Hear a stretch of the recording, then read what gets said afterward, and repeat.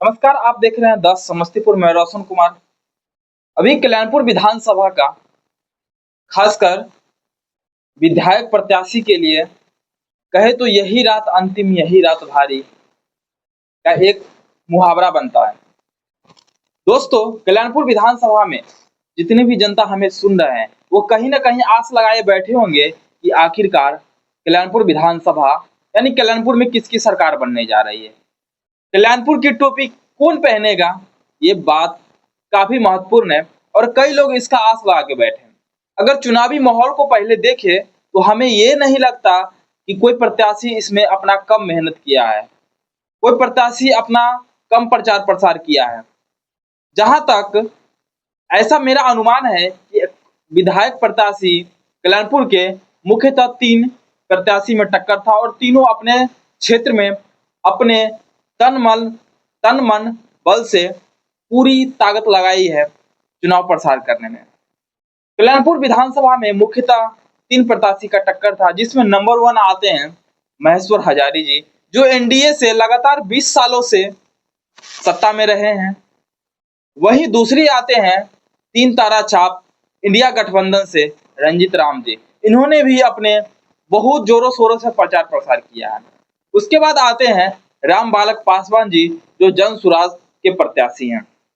उन्होंने भी कोई कसर नहीं छोड़ा है अपने प्रचार प्रसार में। लेकिन देखना यह है कि आखिर चुनाव में किनका माहौल बनता है, कौन चुनाव जीतते हैं।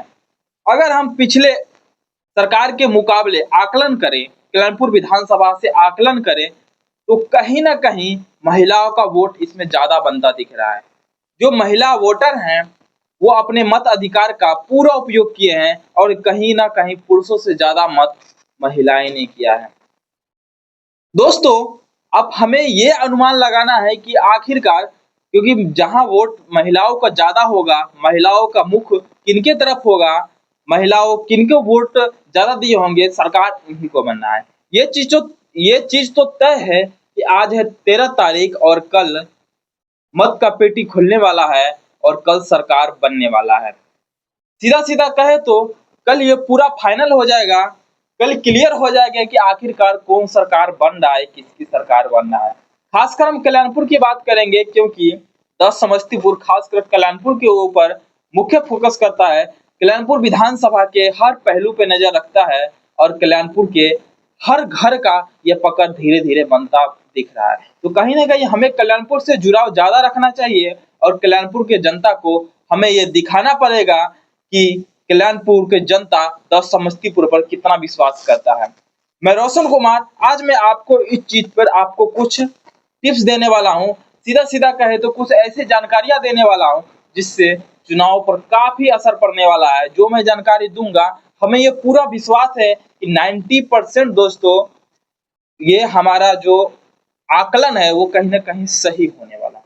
ऐसा मैं क्यों कह रहा हूं? कुछ लोग कहेंगे कि तुम्हें ये कैसे मालूम है, क्या तुम पहले से मालूम है, क्या तुम मुझसे मिले हो, बहुत सारे ऐसे सवाल उठ सकते हैं। लेकिन जहां तक मैं कल्याणपुर विधानसभा के अलग अलग क्षेत्रों में भ्रमण किया हूँ, जो हमारे चैनल पे नए होंगे, जो हमारे चैनल पे नए होंगे वो अगर हमारे चैनल पे वीडियो जाके देखेंगे तो हम अलग अलग क्षेत्रों में जाके लोगों की राय विचार लेते हैं, लोगों से सवाल पूछते हैं, लोगों की मन की भावनाओं को जानते हैं, लोगों को अपनी समस्या को बारे में बताते हैं कि आखिरकार आपके इस क्षेत्र में, क्योंकि मैं भी इस क्षेत्र का हूँ, तो हमारी समस्या क्या है, क्या आपकी भी समस्या यही है, क्या आपके पास कोई अलग समस्या है, कोई बहुत सारे ऐसे जनता से सवाल जवाब होते हैं। तो मुझे ये कहीं ना कहीं मालूम चलता है कि जो पिछला सरकार है वो महिलाओं को बहुत जोरों शोरों पे मदद किया है।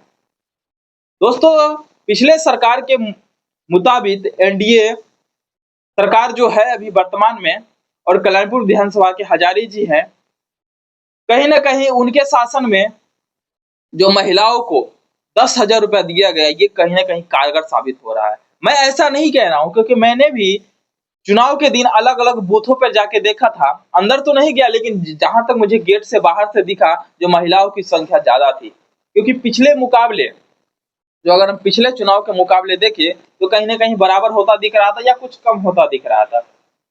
लेकिन इस बार जो बूथ में मैं भ्रमण किया और देखा, जो कहीं ना कहीं महिलाओं भी बढ़ चढ़ के अपना मत अधिकार का पूरा प्रयोग कर रहे हैं।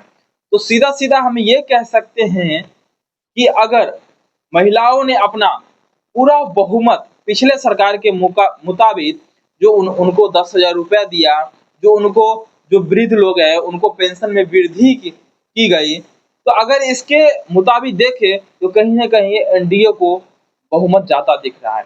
मैं अभी कोई भी चीज क्लियर नहीं कर रहा हूं, क्योंकि अगर महिलाएं विभाजित नहीं होती है, जो महिलाएं हैं वो अपना मत अधिकार का पूरा प्रयोग किए है इस बार, अगर वो विभाजित नहीं होती है, उनमें कोई फूट नहीं पड़ती है, तो सीधा सीधा एनडीए की सरकार बनती दिख रही है।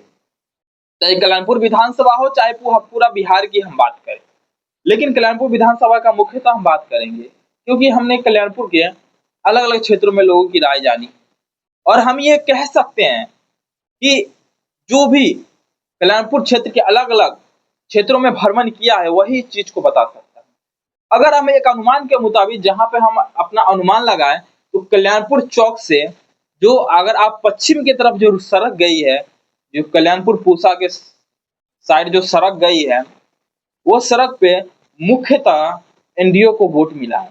मैं ये कह सकता हूँ क्योंकि हमने लोगों से पूछा है, हमने लोगों का विचार जाना है, हमने लोगों की बात सुनी है, तो कहीं ना कहीं हम एक अनुमान लगा सकते हैं। हम दावा तो नहीं कर सकते किसी चीज पर, लेकिन हम अनुमान लगा सकते हैं कि एनडीए को वोट गई है।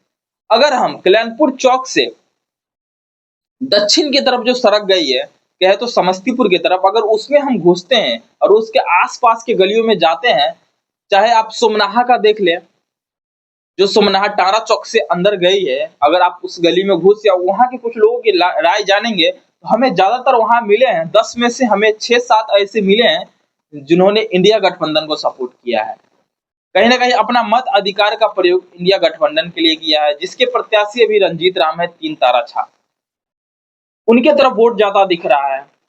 अगर हम समस्तीपुर वाले की बात करें तो उधर भी रंजीत राम को ही वोट गया है, लेकिन अब एक प्रत्याशी रह जाते हैं राम बालक पासवान जी, जिन्होंने भी अपने क्षेत्र में जोरों शोरों से मेहनत किया है। जहां तक राम बालक पासवान जी ने युवाओं में एक अलग प्रकार का जोश जगाया है, वही युवाओं को एक मोटिवेट करने का काम किया है, कहीं ना कहीं युवाओं को अपने अधिकार के बारे में दिखाया है, अपने अधिकार का प्रयोग करना सिखाया है, और अपने अधिकार के बारे में अपने भविष्य को सुनहरे बनाने के लिए एक खास कदम उठाने पर मजबूर किया है।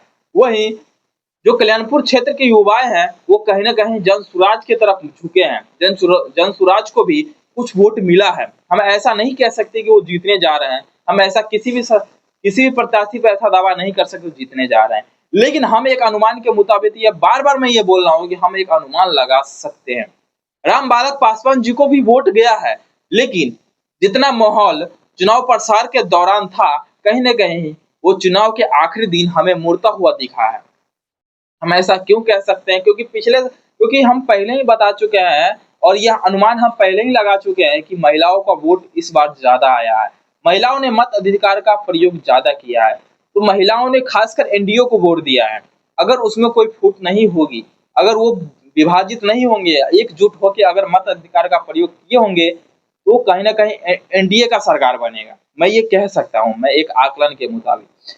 लेकिन मुख्यतः जो है वो मुकाबला त्रिकोण है, कहे तो तीनों तरफ से ये जुड़ा हुआ है, क्योंकि तीनों प्रत्याशी अपने क्षेत्र में जोरों शोरों से मेहनत किया। आज है 13 तारीख, कल है 14 तारीख, और कल हमें ये देखना बाकी है, और हम कल ये आपको अपडेट देते रहेंगे कि आखिरकार किसकी सरकार बन गई है और कौन कल्याणपुर का ताज पहना है।